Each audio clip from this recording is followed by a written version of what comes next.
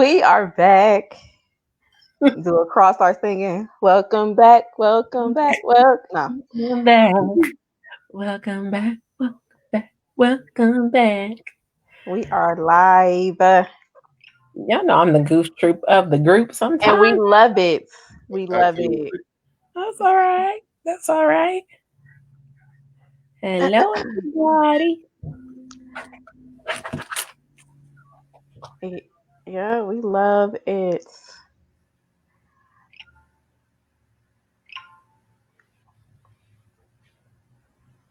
Because everybody's wondering, like, why y'all looking down at y'all's looking down instead of looking up? If you're not aware, we are sharing and wanting We other people are. to share, enjoying the party for this evening. Yes, yes, yes. All right, I'm done. All right. Excuse me.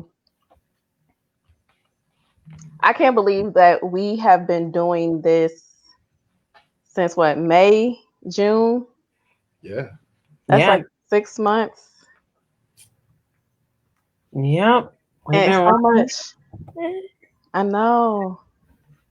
I will say this has been fun. I don't think I ever would have thought about doing a video live podcast, blog, whatever you want to call it, but this has been fun. And we've had a great 2020 with some interesting topics and content.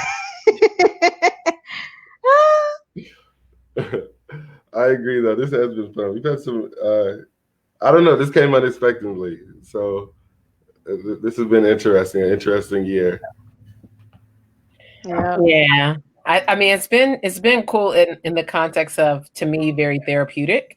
Um as you all know me, in my day-to-day life, I feel like I always have to be kind of in almost like that super serious, not letting my hair down. So being able to be in a space with my friends to speak truth and not feel like I have to mask myself up in certain ways. It's like it's weird. Like I feel like I wear a mask, but also trying to be authentic at the same time. And it's and maybe it's not wearing a mask as much as it is like, okay, realizing the role I have to play at that moment. But I've appreciated not having to play a role with y'all, just being me. Yeah. You know, I think that's where it is to be able to have a conversation about something totally different than work related. So I definitely been enjoying it. Even the times when we are kind of work related, it's good to be able to be transparent because sometimes we got to talk about what happened at work. we do. We gotta be real. We gotta be real. We gotta tell the truth and shame the devil. Man, listen. But how are y'all doing? I mean, we have to, of course, do our check-in to start off. Like, how's life going? How are y'all doing? What's happening? I'm good. Life is good. I submitted my chapter 3 for my dissertation proposal. I have not checked today because I have gotten that back today, reviewed from my dissertation chair. So the goal this weekend, while I'm also visiting family that I haven't seen since August, is to get those edits in, crossing my fingers that I receive the discipline I need to get these edits done, to get it to my committee for full review and approval so I can do my IRB application, so I can start collecting data in January. Lord, please let me start collecting data in January. But yeah, that's good. Like, work is good, life is good, family's good. I'm just ready to be Dr. Brown so I can be done. I'm so tired of writing and reading and researching. Like, so the other thing I have with this, there's always this conversation between an EDD and a PhD. And you always have these individuals who will say, like, the EDD is just not as rigorous, whatever the case may be, whatever. Put it this way. Those who go for a PhD, more hats off to you, because you have said to your whole life, you plan to do more research. Ain't no way in the world I'm about to continue to do this to myself for the rest of my life. Let me tell you right now, my EDD is going to be just as good as that PhD because I am not. I just don't know how y'all do it. The energy, Dr. Craw. I don't know how you continue to write chapters and essays and articles, and I don't have the time, the energy. I'm done. Dr. But Brown be it and done. no, but Dr. Brown, let me tell you though. Hmm. The thing is that of course, EDD or PhD, you're gonna be Dr. Brown. You could teach, you could be an administrator. It doesn't matter. You can choose the right. Like, I mean, I've written things because I love to. I'm not in the type of role where it's like publish or perish. So if we were trying to be faculty members, then that would be that life. But no, shoot. I mean, I was telling my students that one time, don't allow for anyone to tell you that you are not enough or you're not something because you did not do blah blah blah. The thing about it is the classes you're taking were the same classes I took. The same student affairs development theory book everybody uses. It's the same book. So that good EDD is gonna get you that good job and whatever else you want. So bump what you heard about the EDD versus the PhD. You still Yeah. grinding and you did a dissertation. So Now I will add this, and I'm gonna let y'all speak. So I'm gonna stop talking. But for those who are out there considering the next step academically, go for it. Go for it. Like, yes, the doctoral program process, it's a lot. It pushes you beyond what you even thought you were capable of doing. But whether it is a master's, a JD, a MD, whatever, go for it, because you have no idea. As I always say, who's waiting for you to show up, and you won't be able to show up if you don't continue on that journey. So if that's what you desire, go for it. Now I'm gonna stop talking, y'all. I guess that kind of fades into me. I have no plans to go further after this master's degree. That is, there will be no Dr. Davis. There will be the master's degree. That's pretty much it. But to tie into what you said before I say, um, how I'm doing. Definitely go for it. I don't think that I ever thought that I would be in a master's program or that I would be successful in it. I think, I had a lot of pushback of all these people with doctorates and masters, a lot of them haven't been that smart. So I was kind of like, why do I need this? All types of things. And then, I really, in the back of my mind, just figured like I wasn't going to get into grad school and I wasn't going to be successful in it. It's actually been pretty different. It's been a great experience, kind of easy. Yeah, no, I love it. But back to how I am. I'm actually really great. I am probably in the best headspace I have ever been in since I was like 11 years old, mentally. This has been a weird kind of week for me, or definitely since the last time, weird month. But I feel great. I don't know, mentally I'm like really happy. Everything's going pretty smooth. Doesn't mean everything's going right. Just means, I'm facing everything with a positive attitude, and life is really great right now. yay. For me, things are good. So this is small but big in my life or in my mindset. So for those who don't recall, or maybe you do, last year I decided to get rid of my locks. And so my long locks I had been growing for 11 years, I got rid of them and decide to get that silk press that Brandon Davis just thinks that Black women should have.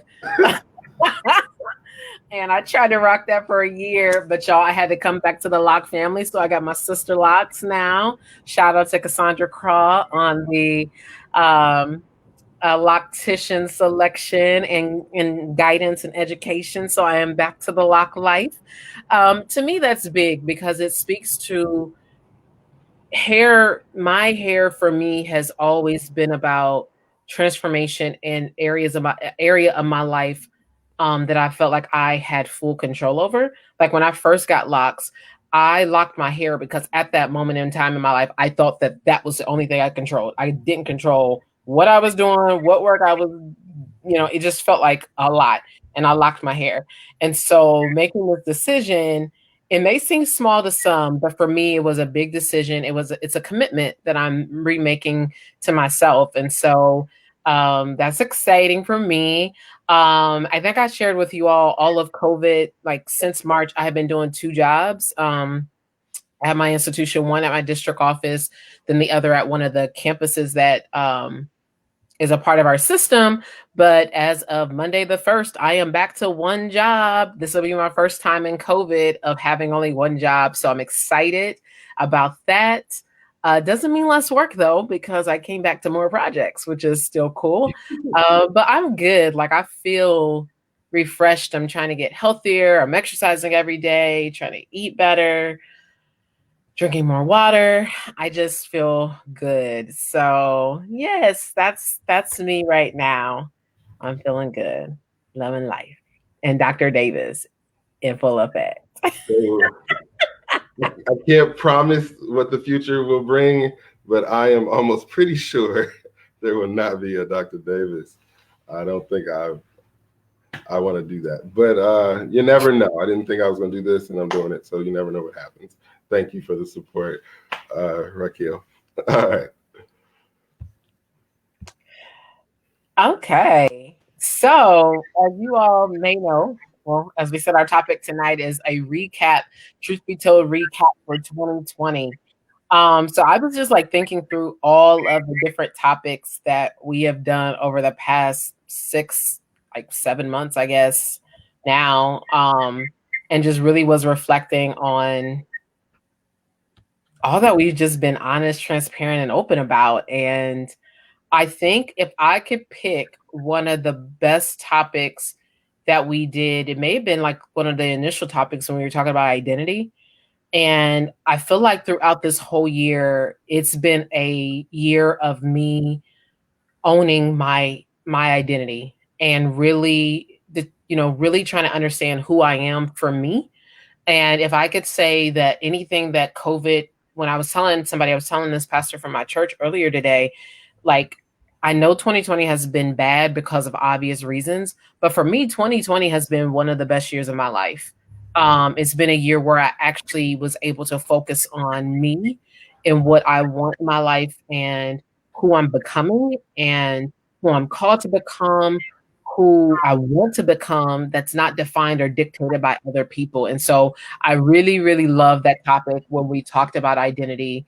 And I guess my question for you all, how has your identity been shaped by COVID, by the civil unrest, the violence, everything that has happened this year? How would you say that you've been shaped as an individual? So 2020 has I don't know. So we talked about this kind of in the last episode about things going on, not necessarily affecting me in the way they've affected other people, and kind of recognizing, I don't want to say my privilege, but that's really what it is, the privileges I have as a educated African American male, those privileges. And so 2020 hasn't been directly to me as bad as I know it has been for other people. Not saying that the year hasn't been hard, that the challenges aren't there. COVID has been difficult. I think personally, this has been a great year for me. I have, really reconciled some things with myself, things that I was dealing with mentally. I think that identity, I am more confident, a lot more confident. I'm a lot more in tune with the things that I like, the things that I didn't know I would like. Like before you got on, I was listening to some music from Africa. Like it's just, it's a different brand. And 2020 has brought out a very, very different me that I didn't even I wouldn't even recognize. Or you guys probably, well, you guys see me every day, so not every day, but we talk out frequently. But anybody else, it's a vastly different person from who I used to be. Professionally, I think I've taken this year to kind of observe, to kind of stand back and say, I know what I know, but let me fall back and find out what other people know, and maybe they know something else. And I think that I have, that has boosted my confidence, definitely. Seeing other people and knowing that, you know what, I know how to do this. I know how to do this well. I can do this in my sleep, and I can tell you what's going to work and what's not going to work. And being able to watch other people do it's kind of been like, listen, y'all, like I'm 10 years ahead. So that's been a definitely a boost of self-esteem that I've had throughout this year. I don't know. I think my identity has it hasn't changed. It's just a lot more confident than it was in the past. So, um, 2020 has made me take a really hard look at myself.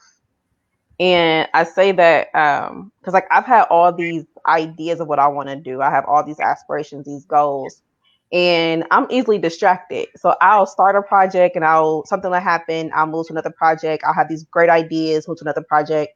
And 2020 made me recognize that. Like starting St. Copa experience, this has been a it has been an active at least 3 year project, and things have happened within those 3 years to where I'll start and stop. Where 2020 made me sit down and really face myself and say, why would you stop now? Like, what's the barrier? What's holding you back? And in some aspects, it was fear. So I had to recognize that I still had fear from some things and things that people have probably said to me earlier in my career and in different moments that held me hostage from not moving forward because I was afraid of what people would think or say about me actually doing something that's passionate, that's important to me, but I'm passionate about.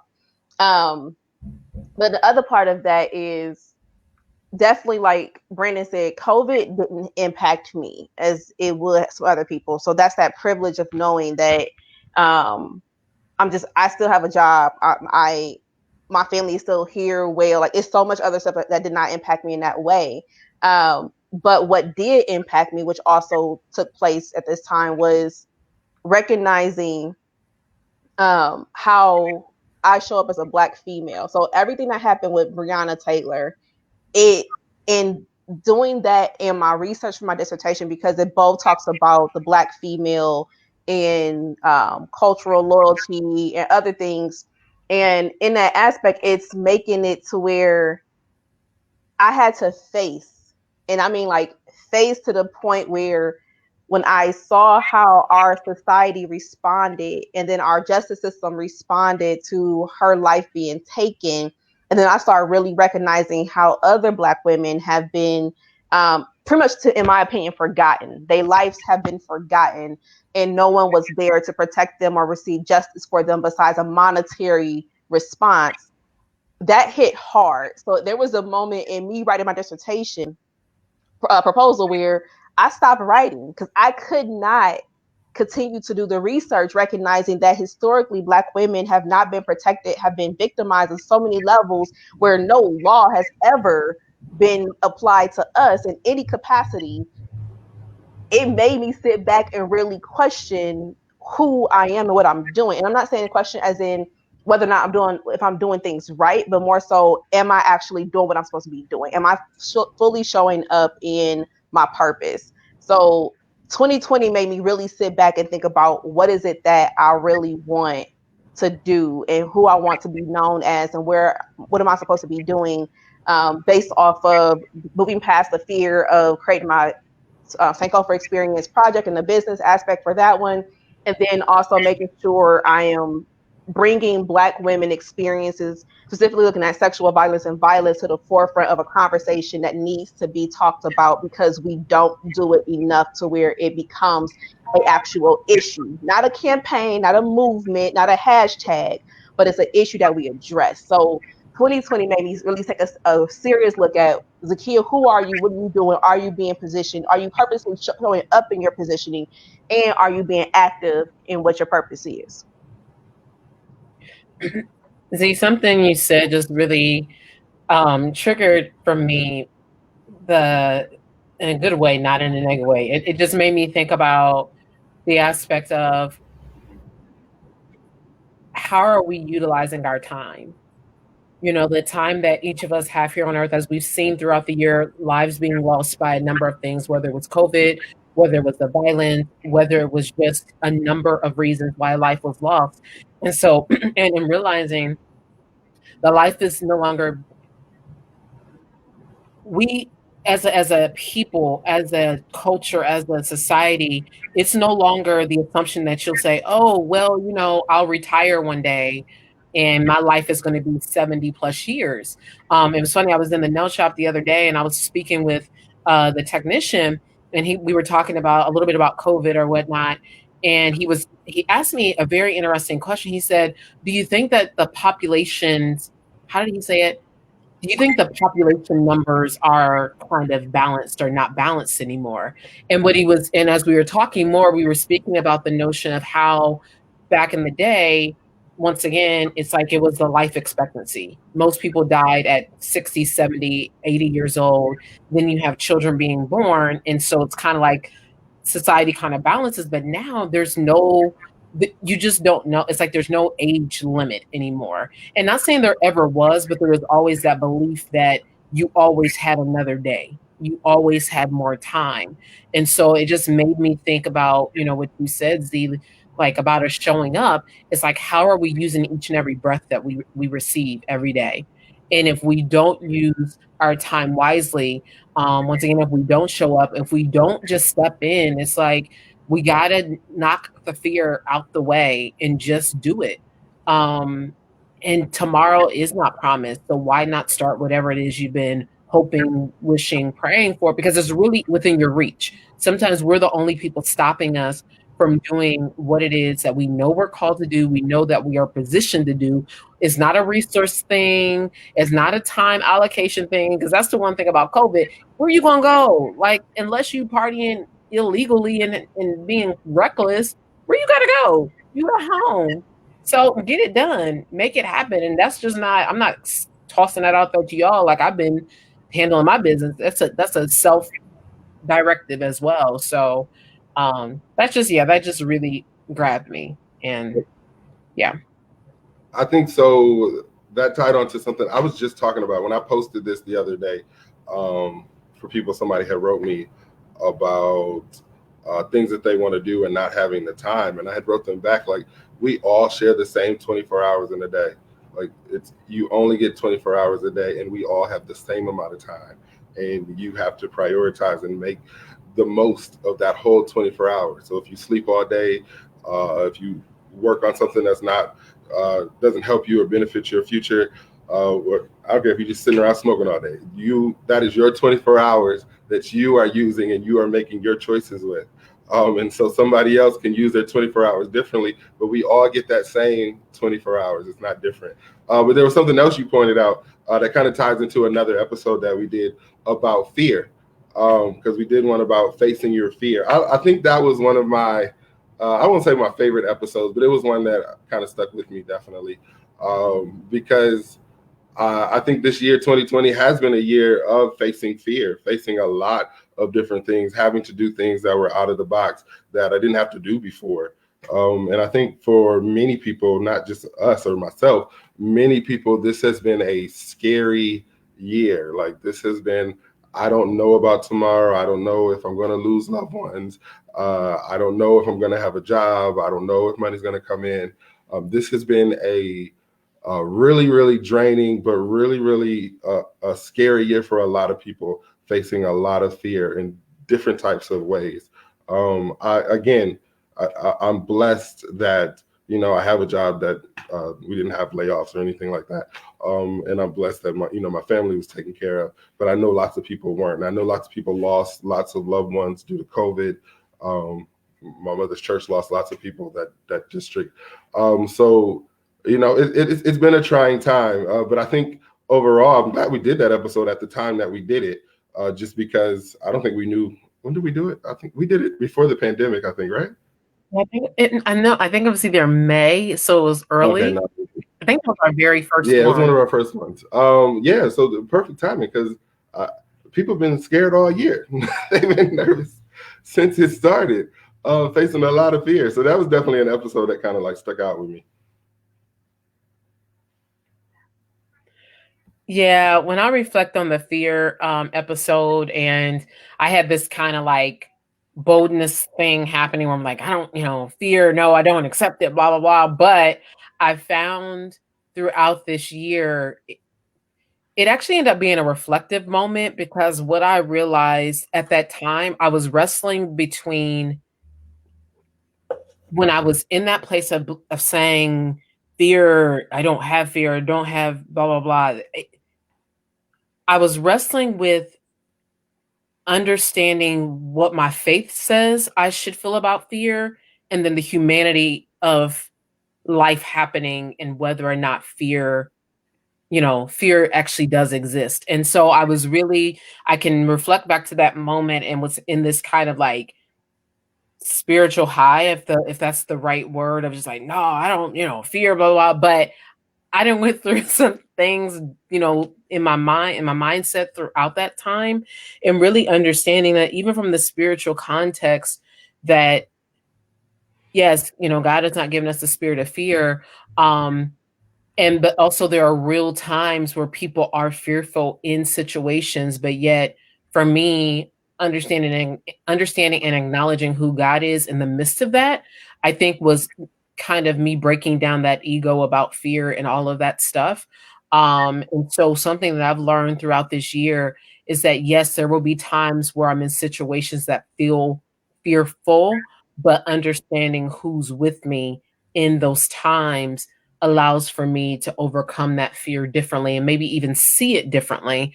And so I had to, because I went through some fearful situations that mentally over the past several months. And I feel like I started fighting myself, like fighting my humanity and my spirituality at the same time, if that makes sense. And so I think through that, what I realized is that there will be times that fearful things happen, but me understanding who I have faith in and being able to overcome that and not allow it to consume me, then control me, and then halt me from moving forward and doing what I need to do. So from that episode to now, I really have gained a new perspective of, fear, once again, not giving it power, but making sure I truly understand that I'm not invincible.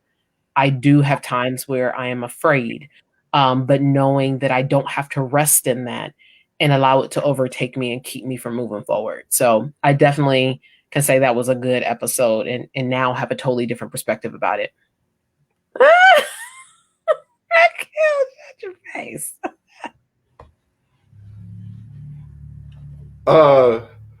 One thing I want to go back to a comment that was made in here about I'm about to say this word wrong. Disproportionately COVID, how that has affected our community. We did cover that in an episode, and that would be my favorite episode. I would say we were all in our bag on that one. I have watched that one a couple times. We were a little harsh on that one, just a tad harsh. But what we said was all true. Everything in there, as I listened to it, I was like, man, this is real. And everything in there was true, but it was definitely harsh. If I was a leader, I'd be like, dang, they came for me. But that was definitely one of my favorite episodes, and us talking about what's Courtney's last name? Remind me. Henderson. All right. Courtney Henderson joined us on that one, and kind of talking about how it's going to impact education, especially in our areas. And a lot of the things that we said were going to happen are happening. Like, they are definitely happening. I have meetings coming up where we're talking about that. There are students who weren't able to go to school. Schools are opening up and closing back down. COVID is in there. There is no plan in a lot of these places. And that was one of the things that we all said, like, where's the plan? Where's the innovative thinkers? We're looking for that story. And those people who didn't have it, we see the impact. Like, if you watched that episode and you left and you didn't create a plan, we see the impact. You are probably short on students right now, right? You probably have started up school and then had to close back down and started up again. I think Dayton public schools started school, left school. They may be coming back. We're not quite sure how that's working, all because of the plan. So that was a really, really good episode where we talked about a lot. And we're still dealing with it. The things we talked about there are still going on. I'll send you the links. I'm just gonna tell the viewer. I'll send you the links. I'll message you.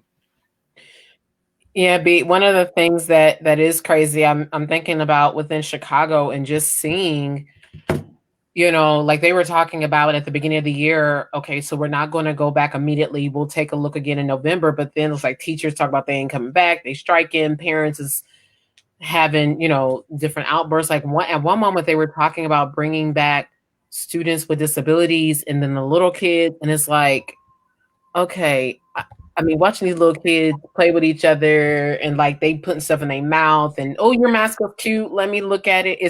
It just, some of the decisions, I'm like, what the heck?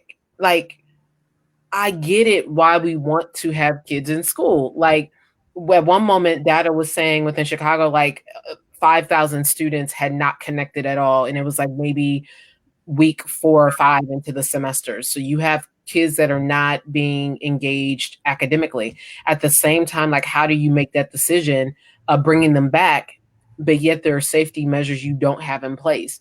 You have people right now as instructors, as educators, that are so fearful that their ability to teach, like you bringing them into that environment and they have their own anxiety and fear, and then you're talking about I can't force this student to put on a mask because their mom or dad is like, well, that's not what we believe. It's like, okay, yeah, I do not want to be a K through 12 educator at this time. Higher ed, I feel like we are figuring out this remote, online, synchronous, asynchronous situation. Still feel like people are shorting and lacking on this technology piece. I don't know why somebody didn't email Google, Microsoft and say, let's get a deal, and why we're still talking about in November, what online platform are we going to use? I'm like, come on, y'all. Like, I won't go there because we'd be a whole nother COVID episode, but it's not where it should be by now. And I still don't understand what leaders are confused about in making some decisions. Like, I'm just still confused on why we're still confused in November, 9 months later or 8 months later. So what's interesting to me is we have higher education institutions who are trying to figure out what to do. Like there is, I don't know if you guys see this on the community college level, but I'm seeing this within the 4-year institution level. There's this thing where we look to see what the other campus is doing, but then we're also looking at what our state government is doing. So like for us in Missouri, our governor was on the Trump bandwagon of reopen up the economy. We don't care what's going on. You need to do A, B, C, and D, and we open right back up. We open right back up, and not saying we as an institution, but the state of Missouri continue to have rising numbers of cases. So it's like you opened us back up, but you also exposed us to the pandemic. Where you have also, when you have the governor saying open back up, this is a question. I don't want anybody out there to say, well, you don't know what the behind the conversations. But if the governor says open back up, can't the higher education institutions, these systems, whoever the commission may be, whomever the schools themselves all come together and say this is not safe for our students and not open back up? Like the plan is like everybody's looking for somebody else to make the plan. So like we're waiting on someone else to make this plan, but yet you're waiting and you're exposing us. You're not decreasing the spread. You're sustaining it and you're continuing to increase the spread. So we open back up and you sent them home. So it's like, and we talked about that. Like you're going to bring us back, be here. We're going to be on campus and then you send us home. And now we have spiking numbers. Like, what are y'all waiting on? And I know it's not across the board for all institutions. We have thousands of higher ed institutions. I get all that, but we need a collective. Like we need a decision. But even in that, we have too many people looking to other people for the answer, other than just making a decision that's best for us as people, as best for our communities, as best for our students. I mean, like it's so much more at stake. And I get it's a financial aspect, but as a country, we've faced financial issues and we've bounced back. That's, I think, one of the best things about being American, like our resiliency. In some aspect, we will bounce back.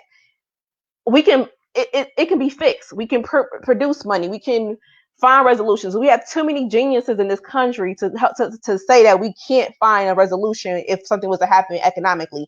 So I don't understand why we're still having this conversation in December, and we knew the pandemic was here in January. We shut down from some places from March until maybe June. Illinois, y'all never really kind of went back. New York never really went like what is, I don't understand. So like we still waiting, everybody waiting for somebody else to make a decision. Help me understand how that makes sense. So it's funny you say that, Z, because it makes me think of conversations that I continue to see. And like I was listening to a college talk through, what's their plan is for spring. And then I know we've been having a lot of conversations on our campus. And the common thread I heard in these two leaderships talking through is the whole idea of, well, what about our students who don't have access? We need to have campuses open for them to have access. And in my mind, I'm like, you never cared about them having access before COVID. So now we want to make COVID the reason why you're going to make the campus more accessible. It just, to me, it's like the inequities within education have been in existence, like board versus, the Brown versus Board of Education, all of that. It's just like coming up to now times. It's like there has not been equality with our equity within our education system, K through 12 into higher education. But now that there's a pandemic, the rationale you have of bringing black and brown students back into the school is because they don't have access to resources. Did you not consider they didn't have access to resources before all of this? And so that's sometimes where I'm seeing this conversation and this decision about bringing people back in the schools or not, is around the whole notion of equity. But this is not new. It's not a new problem, but now we're using COVID as a reason for it to be a problem. And so I think that conversation point is what baffles me the most. Like, why didn't you think about the horrible conditions in schools before, the lack of funding in certain schools before, the lack of technology, schools using old textbooks, schools having broke down computers, schools without certain resources. And now all of a sudden in a pandemic, you're like, oh, well, we got to get Wi-Fi and get laptops. These students needed Wi-Fi and laptops before COVID. And so it's just like, let's put them back in schools because they're not getting educated, but they weren't getting a full equal education before COVID. So I guess it's just that whole conversation point to me. I feel like that's a cop out as to why you would put people into harm's way by you saying it's an equity issue when there's been an equity issue even before COVID. So yeah, that's. So even in that aspect, if it's an equity issue, then I think Brandon mentioned this in one of our other, it might have been the COVID one when we had Courtney on about partnering. I think it was like with the schools or the libraries. It was something Brandon had mentioned. And as you were speaking stuff, I'm thinking in my head, like, okay, if that's the case, if we're sending students back, it was some episode, some interview I watched where this young lady, they interviewed this young lady who lived in like South Florida to immigrant parents. And then you had this other young lady who lived in like Maine to affluent parents. And they showed the disparity in regards to like how this remote learning has impacted them. And the young lady who lived in South Florida to immigrant parents, she had to help her parents run their food truck. So it was like her having access in the time to actually be online for remote learning was limited compared to the young lady who was from like Maine or whatever, some Rhode Island area. So her going back home was like, yeah, my parents, they took us and we went to our vacation home because where our residence is, it was in the hot spot for COVID. So we went somewhere safer that had lower numbers. And just that demonstration of like, well, if that's the case, if higher education cannot provide this equitable access, then where is the responsibility on the communities in which we live in? So where are our council people, our mayors, our somebody at the governmental level within our communities who are providing that equitable access? Because as taxpayers, we're paying for certain things. So why aren't they responding where the institutions are lacking? Like it kind of goes back to a different conversation where we talk about how higher ed is supposed to be the end all, the be all for students. So we're supposed to provide all these things for students, but yet we don't always have the resources to do so. So we want to be their therapists, their educators, their parents. Like we supposed to do all this stuff, but at state institutions or sometimes private schools, we don't have the funding or the resources to make that happen, but there's an expectation there. So then where is our local politicians who we're paying to be in these positions? Where are you stepping up to make sure that when our students go back to where they reside, their actual homes, that they still have equitable access to the education to support the expectation that you already placed on us as higher ed?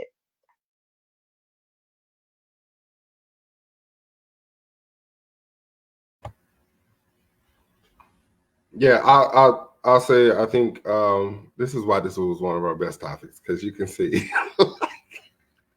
this is the best topic right here, definitely, because we go off on this one. I think that we're not sitting at the table together and talking. And so, like when we had talked, it was about partnerships. Maybe with one was with Planet Fitness, and the other was with libraries, like setting up hubs in libraries. We don't have leaders who think that way in a lot of positions. We have people who, and this is so cool because I reflect on how my 2020 has kind of looked with this one. We have leaders who can get you to A to B, right? Like they can see like this is what we need to do to get you to B. What we need is leaders who can look at A to Z and say, how do I get them to the goal, right? Not just how do I get you this one initiative done, but can I look at the eagle view and say, this is how all this connects. This is opportunities that we have. These are people that we can connect with. This is the people who need to be at the table. Can I do that? And I just feel like it's very important that we look at our leaders and say, what do you bring to the table in that way? I don't need to know that you can get me to A to B. I need you to know, can you look from A to Z? Even if your job is just to do A to B, can you look from A to Z and see how things connect with each other, see how things work? Because your decision from A to B affects how we get to Z. So if you do something that doesn't get me from A to B to C, then you're ineffective, right? That was a parable that might not be understandable, but still, that's the type of leadership that we're lacking, is those people who can look and have the what's called the 30,000 foot view, I think, or something, have that view and put everything together. And I think we talked a lot about that in this episode. And this year, when I said I've been able to sit back and reflect and look, that is one of the things that, I love about me necessarily. I have learned two things coming from this year. Is that one lesson was that everybody has a different measurement of success, right? So what I deem successful, I'm very quantitative. I say we're gonna have 2,000 people there. I know 2,000 is my goal. At 1,999, I didn't make the goal. That's how I think. But I also have learned that other people don't think that way. They may say 2,000 is a goal, but at 75, they're like, did we have a good time? Yay, okay.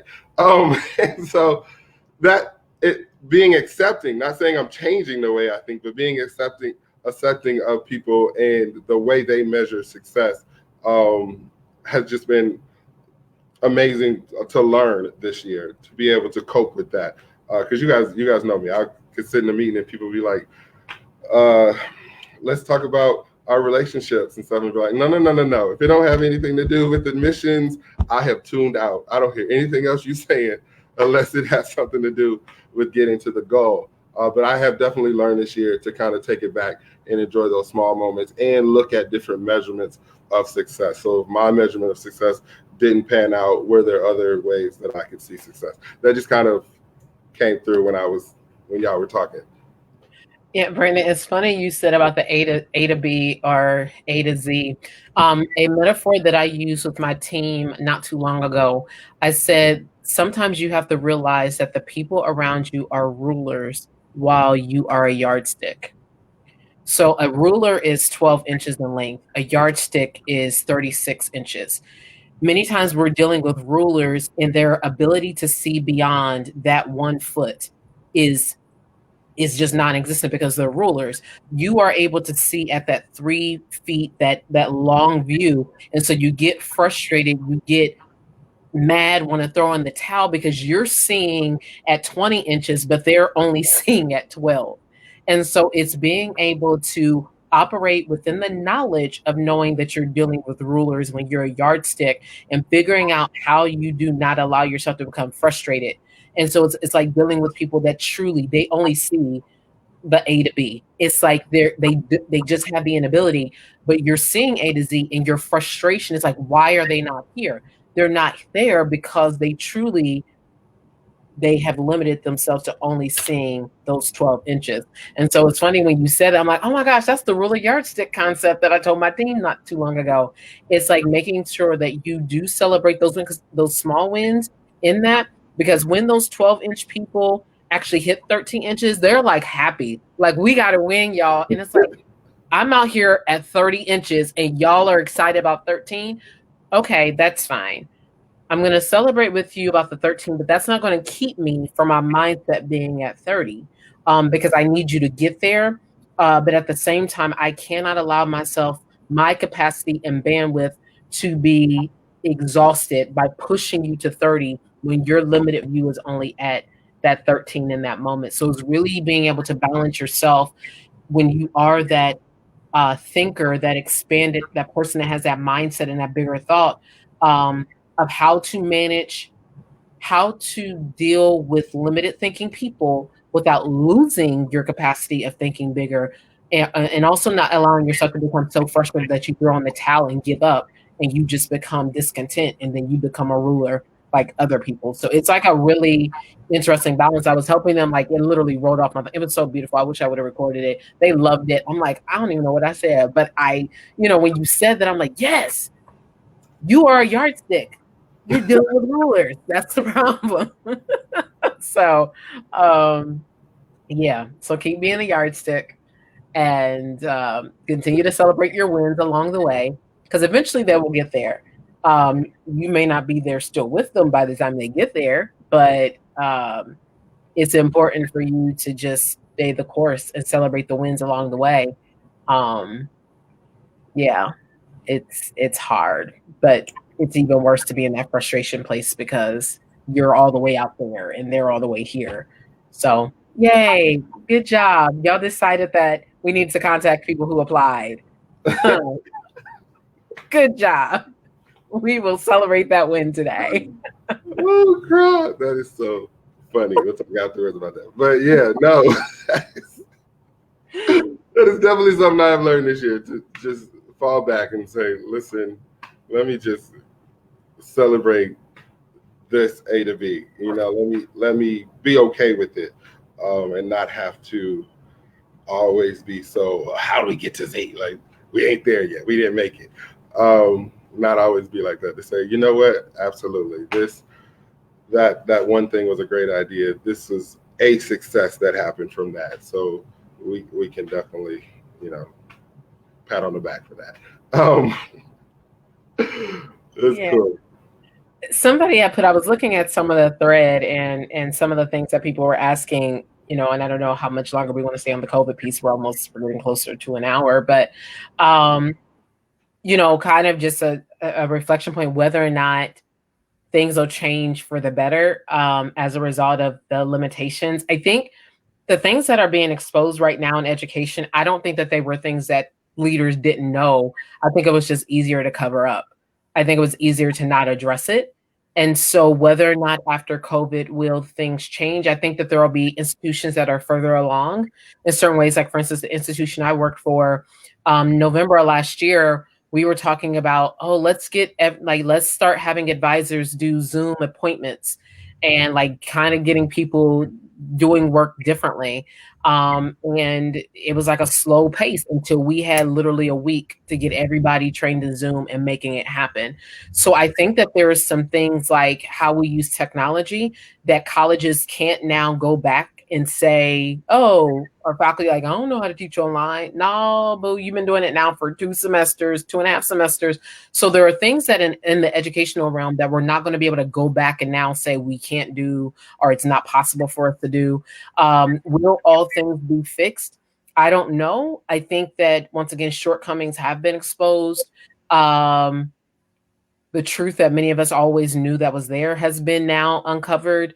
But whether or not there's going to be large scale transformational change within higher ed, I think as we start in this next year, if we see a lot of colleges close as a result of them not being able to maintain, like not able to be sustainable because they've lost enrollment, I think by that we may end up seeing some major changes and shifts, because there's a lot of colleges right now, especially your small private institutions, that are having to reassess. Some of them may not be here this time next year because of COVID.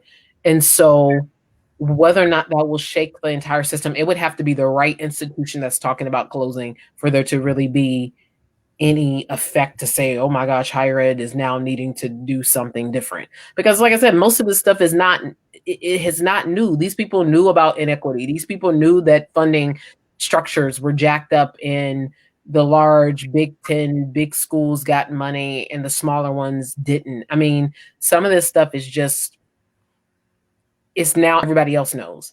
It's like everybody else, the man behind the curtain, everybody sees him now versus just a select few.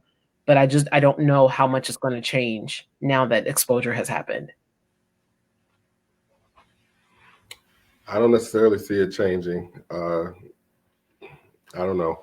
And I pray for my institutions. I think once one of them closes, we'll wake up real quick. I think once we see an institution, especially some of our institutions that we're fond of, when we see those doors getting ready to shut, people snatching accreditation, then we will wake up real quick, and it might be too late for some institutions at that point. We talked about this. We talked about this way before August. So at this point, you don't have it together. You don't want it together. And you gotta want better for your students. You have to want better for your institution. And you got to get people in the door who actually have a heart to do this. And to make it work, not just people who are capable, people who want to do it. Yeah. So we've been on COVID for a minute. Another episode I think we talked about, because we're running short on time. We did the Lovecraft episode, which was extremely different from any episode we did before. I love that show. I tried to watch it again. I have not gotten back to watching it again, but I've watched it twice already. So that was a really, really good episode. And it was really a fun episode for us, I think, since we all three enjoyed that series. And I learned a lot from watching that series too as well. Yeah, I'm going to go back and watch it again. I've only watched it once, the one time through the entire 10 episodes. So I am going to go back and watch it. Have we heard if there's going to be a season 2 yet? Have they like officially somebody done picked it up? No. I haven't heard anything. Netflix come through, but pay these people some money. If HBO is playing games, I bought a subscription to HBO because I love Lovecraft Country. So I need them to get it together. I need somebody to do something. So let's hope that Lovecraft Country will come back. Because it was just, if y'all haven't seen it, do the 7-day trial. I'm not HBO's not paying me to promote. Give me some coins, HBO. Do your 7-day free trial or borrow somebody's HBO. Watch Lovecraft Country. You will get hooked. There's some really good educational, historical facts in there. Listen to our broadcast before so you know what to pick up on. I think Z had a very interesting experience of educating someone after they watched Lovecraft Country. She can tell it if she wants to, but I just think that no, she's gonna leave that alone. All right, no problem. Just watch it. It's a really good movie.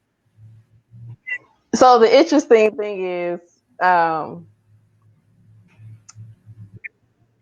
white America is trying to figure out Lovecraft Country, and not all of them really understand the historical references in the series. So there are some individuals who are watching it like, oh, this is a really good show. And then when you ask certain questions, like, do you know what this reference is to? Like, do you know about Tulsa, Oklahoma? Do you understand? I can think of the name of the twins. Like, do you understand Uncle Tom's Cabin? Like, all these different references, and they're kind of give you that deer in the headlights look. Like, what are you talking about? And then when you tell them, they're like, oh. So that has made me really curious, or that it woke me up regarding how some non-Black individuals see our struggle as Black Americans in the U.S., where it doesn't hit the oh until we actually give them contextual reference of like what this means, why we are upset, why we're rioting, why we're doing these different things. So yeah, it's been a very interesting conversation to say the least. So where I'm educating some persons on every episode and what the context of it has been. But yeah, I think that's probably one of my favorite conversations that we had. I think we all three of us have a different understanding, specifically when it came to the sister and how she was having this love interest with this white man woman, whatever that thing was going on, how magic works. But I think it's a good conversation. I think we really have some different perspectives on how we view the entire series. So yeah. She was in love with a woman. Oh, a white woman. She was in love with that white woman. I know they was in love. Yeah, no, that was a good conversation. I definitely liked it. Another one that was really, really good. No, before we get to that, side note, did y'all watch the Fresh Prince reunion? Yes. Oh, that was good. We may have to talk about that. We may have to do a reflection. So did y'all watch the Red Table Talk? He did. No, I have not. Okay.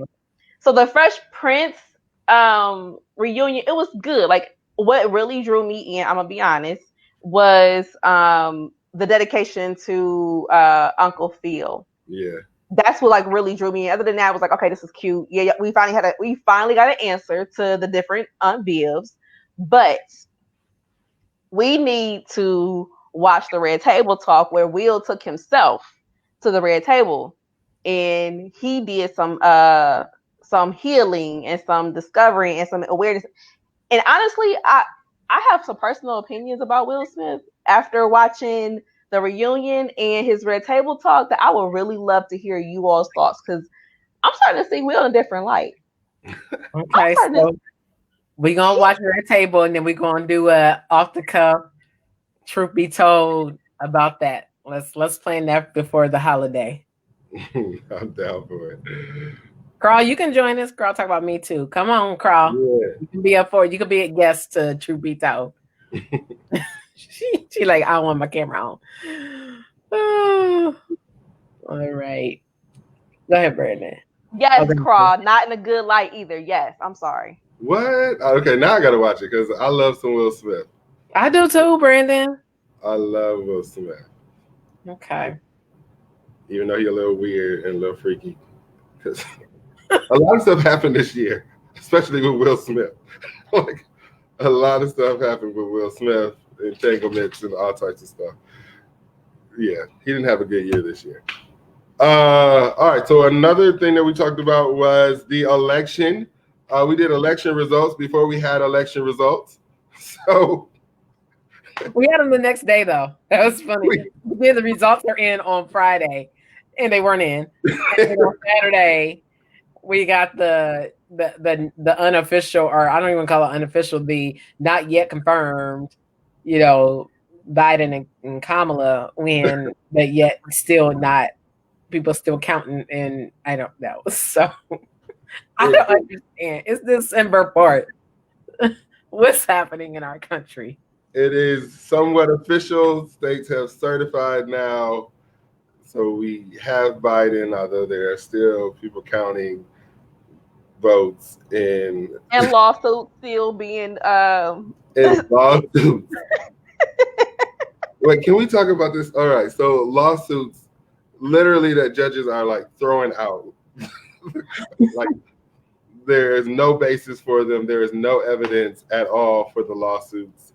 They are going to court just to say they went to court. They are wasting our money. Yes. You're wasting our money, not the time, our money. The judge's time, our money. Tax dollars. Just to throw out a lawsuit that's been thrown out. Like, stop wasting our money. This has been, I don't know. That was a political episode. We talked about a lot of things during that one. And I think this has been a polarizing year, 2020, for a lot of people politically. This has been the first year I've ever known where everybody, politics has gotten so personal. You know, you can't even be friends with people who don't believe in what you believe in politically anymore. If you sit on the other side of the table, that it's been crazy. We are still trying to figure out if the president who lost is going to leave the White House. Like, and people still think this is okay. There are people still marching downtown DC talking about the president and how he's going to stay. And it's been enlightening when you talk about fear and when you talk about some of the other things that we talked about earlier. That's kind of like, I don't know, the catalyst for all of it. All the things that are happening politically in the world all have taken a part in everything else that we've done. You know, I was watching something, like I watch Trevor Noah all the time, The Daily Show or something, and a bunch of other people, and they were talking about, what does the news do now without Trump? Like, what do we do, since for 4 years we've only talked about Trump? What do we talk about now, right? And they're still holding on. Like, we don't have nothing else to say, so we just gonna do Trump today. Like, this is what's happening with Trump. And that's been interesting to kind of see that transition to nothingness, like, and that scramble to try to figure out what's next. What do people want to hear if you can't talk about the craziness of the presidency?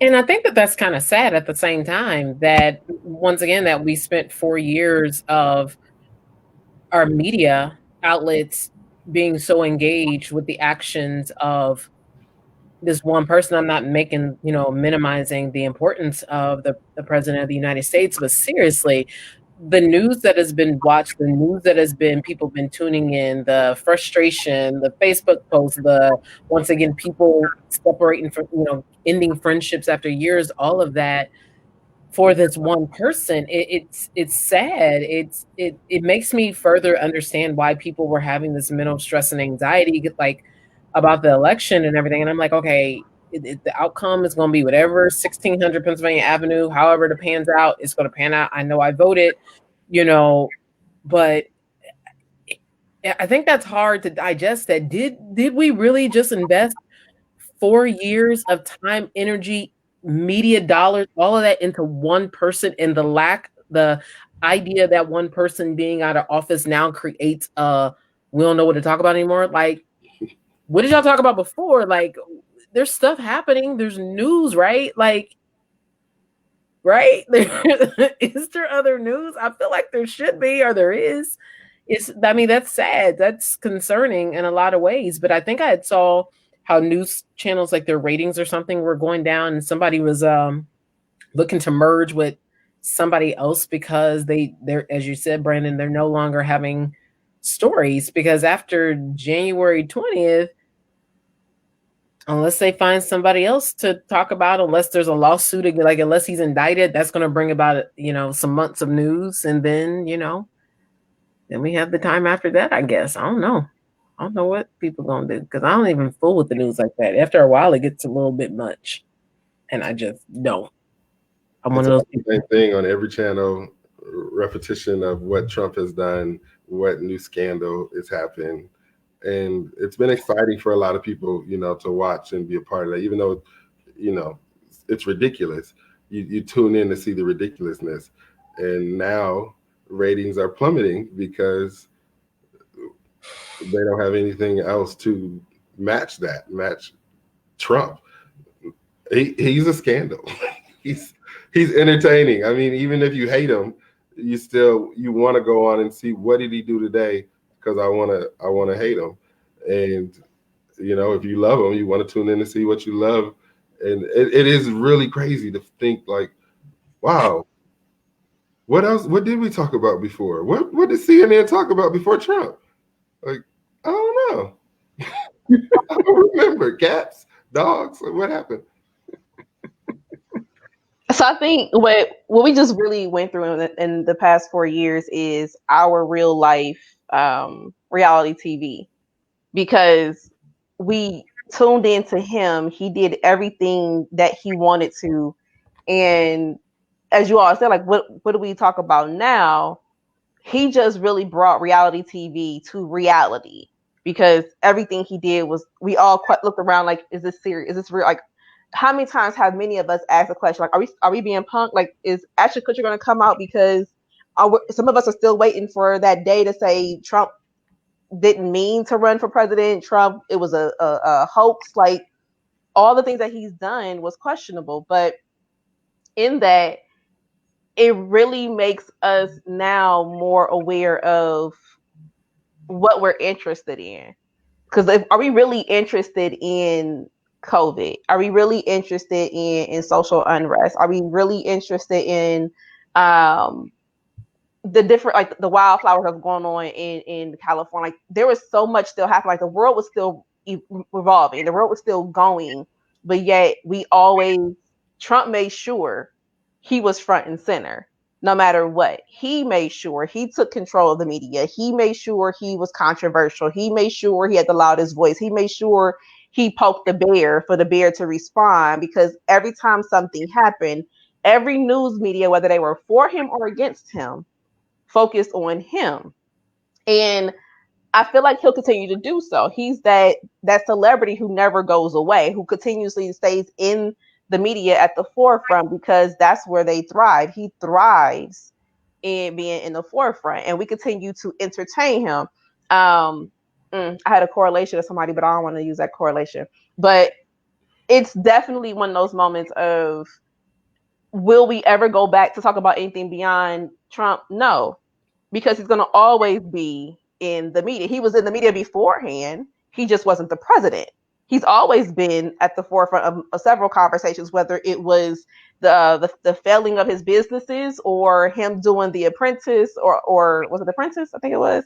Whatever show he had, like, he's always been in the forefront. That's all he knows.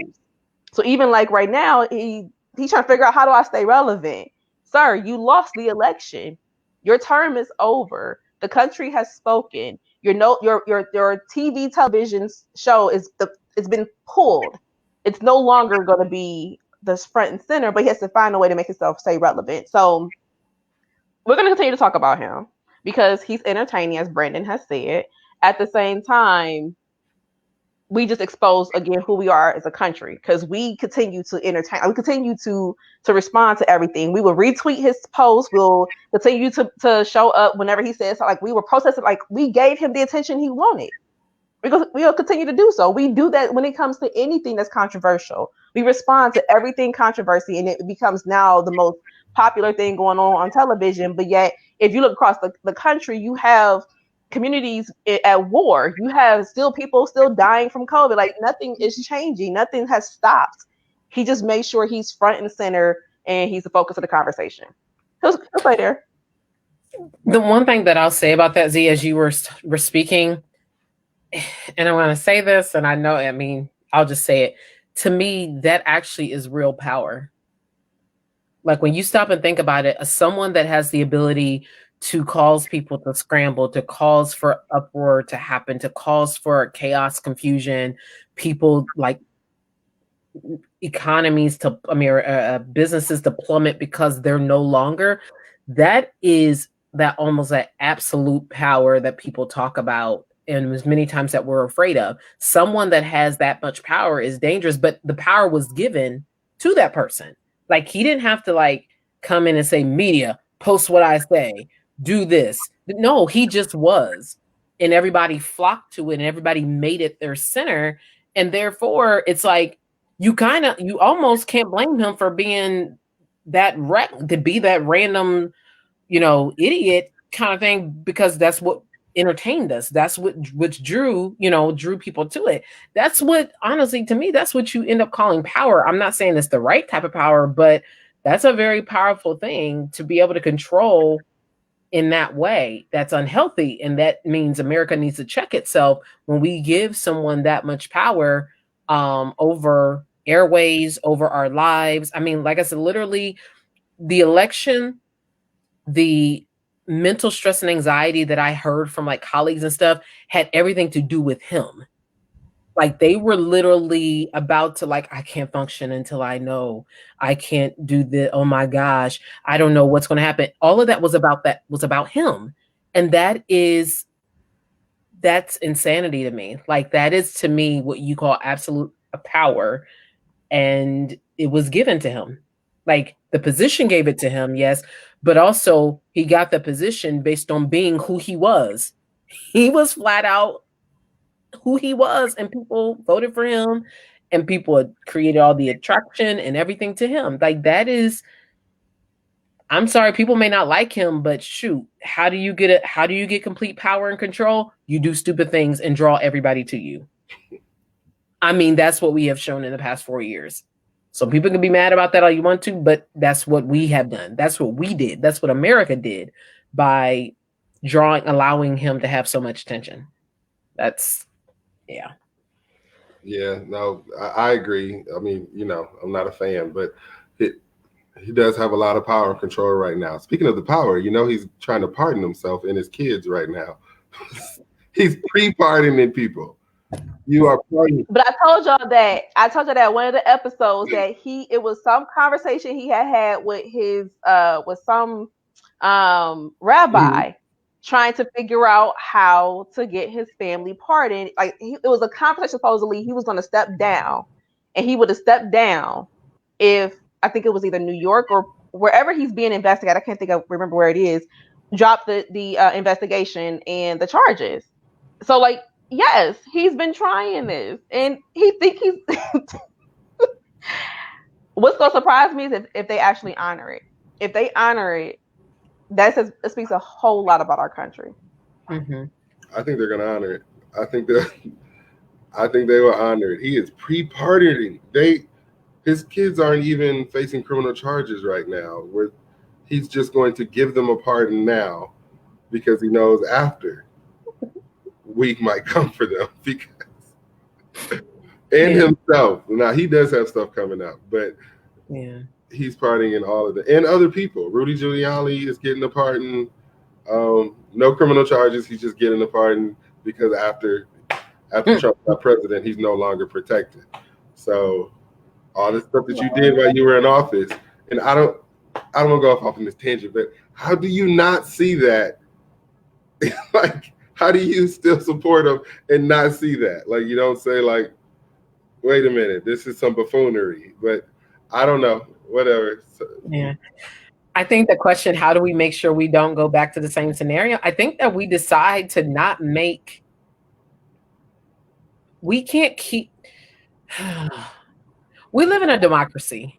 Like in some essence, like America is a democracy. Like we're not a dictatorship. We're not forced to, worship and bow down to those that are at 1600 Pennsylvania Avenue. We're not forced to watch the foolishness on the news and the media. We're not forced to do, like, I mean, I say that because other countries, I mean, they really did like imprison people if they weren't wearing masks. Like the government said this and you can't do. I mean, government controlling religion, controlling the media, all of that. That's not America. America chooses what it will and won't consume. If we decide we won't, then things close. Like when we stop like frequenting certain businesses, the business shuts down. When we stop watching news, they start losing rating. The ratings start going down, and then people talk about merging with things like Amazon buying up everything. Amazon now, did y'all know Amazon's doing pharmacy now? Well, that's some crazy stuff. Yeah, we don't have to watch Amazon. I'm just gonna say I like Amazon Prime, but I'm just saying that's just a whole nother thing. Anyways, back to topic at hand. We control that. How do we stop it? Just like we can't keep giving all of this stuff our undying attention. Like I mean, it's us. It's our choice. It's us not using our voice. It's us deciding that what that one person does is more important than us, making change in our communities, using our voice. Like America's voice was so important in this election. And I don't think people have yet caught the fact that our voice is important. And if we get that, then I think that we can begin to hold our leaders at a higher level of expectation, because we've shown your shenanigans will cause you to lose the seat that you believe you've coveted and you have, that you have the right to, or whatever the case may be. So I think it does each and every person individually has to make a choice of what are we going to deem as important for our lives within this country. And until we do that, it's just going to keep being a perpetual cycle of foolishness happening around us, and us living with it. So we don't have to live with it. It's our choice at the end of the day. But I think we have made a decision regarding what's important to us. I mean, that's what's shown up in the election. That's what shows up in every single thing that's taking place. Like, we may have made a decision amongst us what we will support and won't support, but so has the other billions of people in the U.S. and even within this world. Like, we've all shown that. That's where everything. I mean, we've seen, I think, COVID even more again. When I said that COVID has exposed our shortcomings, that wasn't just for education or higher ed. That was globally. COVID has exposed us globally of our shortcomings in so many different areas, to where we've made the decision. We've shown you what was important to us because we have a lack of in so many different places across the entire world. So it's shown, it's there. The question is, will we make a cognitive decision to do something different, and actually what's important in regards to a collective body? Because I think of individually, we've all shown that. I think all of this has been an individualistic response to every single thing. But can we collectively come together as a collective body to say this is important to us? And then we start making a change. I think that's where it becomes more impactful, because individually we've seen it. We've seen it from violence, neglect. We've seen it. I think that's how we got where we are right now, is because we made a conscious decision to say this is what's important to us. I think we do two things. I always seem to go to education. I feel like that's all I know. I feel like we need to start teaching people and including our education system about government and how it runs, more than what we got, more than that governmental class that we got in high school, but really going into politics and what this means and how it affects things, and how it all ties into your everyday living. I feel like we don't necessarily get it. And so, we run to vote for the presidency. We don't run to vote for local offices. We don't show up to vote for the senators. We don't show up to vote for the representatives, because we don't necessarily know how this affects us. I had from my end, a nice conversation. I didn't think they thought it was nice, but they were praising Trump for the Moores Act. And, I made a comment and said, how does Trump connect to the Moores Act? Because it passed in the House. And they were like, well, Trump is the president. And I said, yeah, but it passed in the House, meaning it hasn't gone to the president. It goes from the House to the Senate, then it goes to the president. But, Trump can take credit because we don't understand how politics work. So we don't necessarily know how that happens. And I think we also need to look at changing the rules. Some of the things we have in place don't make sense anymore. And I think Trump has exposed a lot of that there's loopholes in place or things that we didn't think about that gave, the president power to pardon himself. Like, that needs to be written down somewhere, that is unlawful, that you cannot do that. And I think we've gotten by on this, we trust the person in office, and I don't think we can do that anymore. I think we need to actually say, like, there's no reason an 80-year-old is running the country. That's the best candidate out of everybody in the country, is an 80-year-old. I'm not saying I'm ageist. I don't have a problem with, age. I'm just saying, I don't necessarily know if that was the best choice. We might have had some other people we could have considered when we talk about where the country is now and making plans. You're bringing Instagram to meet with the Supreme Court, and those people are 90 years old, so they don't know what you're talking about. They're asking questions that don't make sense. Our great grandparents, we didn't trust them to run a VCR, but we trust them to run the country. So I really feel like we need to go back and look at the rules, look at how this country is set up, and how we get through.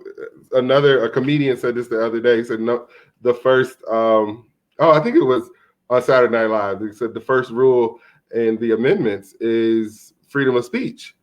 But the next one they wrote was give them guns. Like, how does that add up? How did we come up with this? And does that make sense today? That rule number 1 is freedom of speech, and rule number 2 is everybody needs to have a gun. How did we get there? And Black people are way down at the bottom. What are we, 13? I can't remember. I might get the amendments messed up. But no, right. We're 13. Yep. Get out of here. Stop playing. We might need to go back. I'm not saying throw out the Constitution, but we might need to go back and look at what the rules are and see how they apply today. And we might need to add some other ones. I'm not an ageist. Love my older people. Just don't know if, I honestly, my granny barely could work the TV. Like, she knew how to do the channels, but that was it. So I don't know if I would put her on the Supreme Court or in the presidency to talk to me about laws dealing with social media. It doesn't make sense to me. Brandon, you got me over here about ready to bust a gut like that. These are facts, y'all. These are facts. And I think that for the long-term health and sustainability of our country, of our lives, we have to get educated. Like, I mean, I remember back in school, like us learning the preamble and learning the Bill of Rights, and then the good old, what was it? Oh God, Saturday morning schoolhouse rock telling me how a bill become a law. But now, I mean, they took cursive out of school, so I don't know what these kids are learning today. Like, I mean, I don't know what's going on. So we have to do better, folks. That's the way in which our country, as he said, America has spoken in this way. But as Brandon also said, like, you just can't speak November of every 4 years. It has to be a day-to-day action, a day-to-day investment, a day-to-day commitment that we make to educating ourselves on what's what. Because as you said, Brandon, which made me think of the presidential election, that part was not even the most important piece of the ballot. It is the Congress seats. It is the Senate seats. Like, House and Senate, like, that's where all the power truly is. I mean, executive orders can happen, yes, but those are some important pieces. So I agree, education is key to all of this in our country. So I know that we have ran a little bit more over time than what we wanted to, but I think kind of a last point, or kind of a last question, like a question, I don't want to say last question, but question that I would have for you all. One of our episodes, we spoke about mental health. And so I guess I would ask you all, in your honest, truth be told, transparency, where would you say your mental health is right now at this time? And what are you doing to try and wrap up the year, finish strong with good mental health practices, and what you're planning to take into 2021?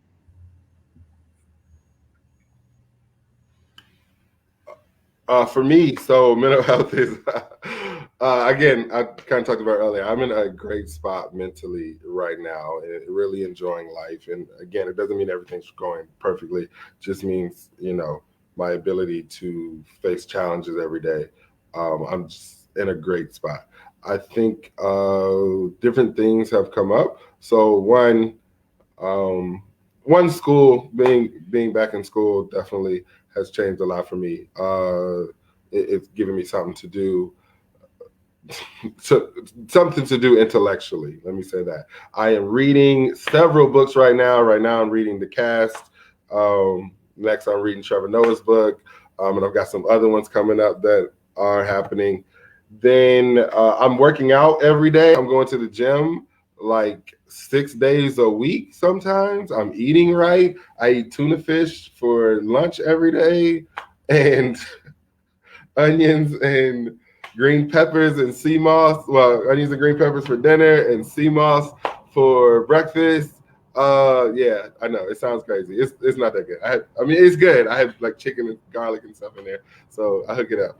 But I think that I'm really, doing a lot of focusing on myself, not just my mental health, but my physical health as well. Just seeing a lot of people dying, a lot of people sick, just kind of, startled me just a little bit to want to make sure that, I'm doing well. My whole family is kind of on a diet right now. Everybody's, trying to be healthier mentally and physically. And it's something that, I think this year I've taken a lot of ownership of myself, if that makes sense. Just making sure that I have paid attention to the needs that I have and taking time out of every day to make sure I'm good. So similar. I think with COVID, like many individuals, because we were either locked down or we have some restrictions, um, my eating habits were not the best. And I recognize that because when I am not in my best mental space, then I begin to eat a lot more sugar. So within the past, no, I made a commitment to myself on December 1. To December 1, I'm doing more intentional focus, and it's more so of a cleansing and a recentering and a refocus for me as we go into the new year. A new year always um, represents new opportunities, a new vision, a new experience. It represents newness for me. So in a way, I'm using this month to cleanse everything that I have consumed or embodied or experienced or struggled with throughout the entire year to be able to prepare for what's going to happen into 2021. So with that, mentally, I'm in a good space.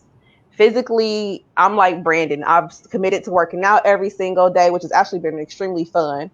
Um, I am eating better um, as I should have been. I'm doing more me time. I'm not feeling guilty for having personal time. I think I try to be a people pleaser at times and want to be around. I'm just having me time. So if I'm not interested, I'm gonna tell you I'm not interested, and it's just for my own well being. And I'm enjoying what I enjoy. So I'm sitting at home in my me time, binge watching. CSI and Hawaii Five O and like all the little crime shows because that's what brings me joy. So even right now, that mental, that mind, where am I right now? I'm enjoying me. I'm finding things that make me happy, and I'm just involving myself in those things. For me, definitely getting better in my mental health space.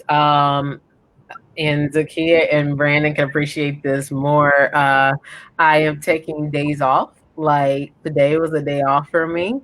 If you know me, I don't do that. But I found out that I have maxed on my accrual of vacation time. So I'm not accruing vacation no more. So I have days to use. So I'm taking off work different days. And so that's major for me for people that don't know me. So that's something that I have committed to myself to make myself more important to me. And so taking days off is something I've started to commit myself to. Deciding that if I don't want to do some like work at night, like when I say work, in addition to my like not take work home, but there's other things that I work on or other projects and commitments I have, like just deciding today is no, I just don't want to, and being okay with that and not feeling that I am letting somebody down because I'm not doing this on this day. So really, I would say I'm ending this year focusing on me, and I'm going into next year focusing on me. Because if I'm not okay, if I'm not healthy and whole, then my ability to be whole for other people is just not going to happen. Like I'm not going to I can't pour out if I'm not pouring anything in. And so my commitment is to continue to pour into myself, and then I will pour out as I need to. So focusing on working out every day. I have this like workout app. One of my workout apps I'm doing is I'm trying to learn how to do. I have this app that's doing the splits in 30 days. So I know I'm gonna Split. try. Brandon, don't do that. What? Steady. Yes, like there's that. So I don't know if I'm gonna. I mean, I started the app towards the end of November, so we'll see at the end of December if I've stretched out. They had you do different stretches and things every day. And so it was just something I just said, well, why not? Don't laugh at me, y'all. I said, why not? If I do, great. If I don't, then I won't be down on myself. It was just something to try. I'll keep at it. So I don't know. Like I don't know. It's just a goal. We'll see. Where's Will at? uh, don't judge me. Don't judge me. But you know what I mean? It's just something fun. So that's my mental health. I'm bringing fun in my life and caring more about myself. So, yes. Oh, okay. Anything else? We are at an hour and 30. What else y'all need to say? Petty people. I love it. I'll definitely say, because we were talking about mental health, and it is Christmas. This is a very hard time for a lot of people. I actually am not a fan of Christmas, and that is pretty much the reason why. Just because, it is a downtime for a good chunk of people. We did do the episode on mental health.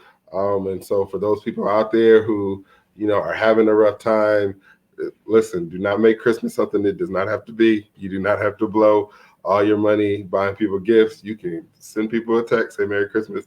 If you are by your lonesome, find some other people. I think, a lot of us are really fortunate to have people to be around, or people, for the holidays, but a lot of people don't, and they don't have that time. Special people. I know I've lost a lot of people over the years, so Christmas just doesn't feel the same as it did when we were kids.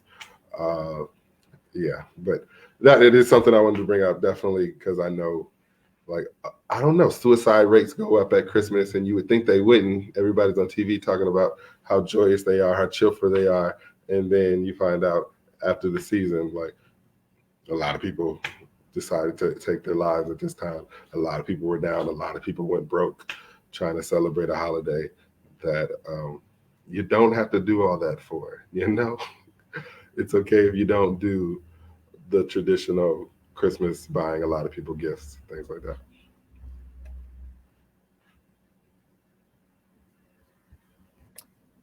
Cool.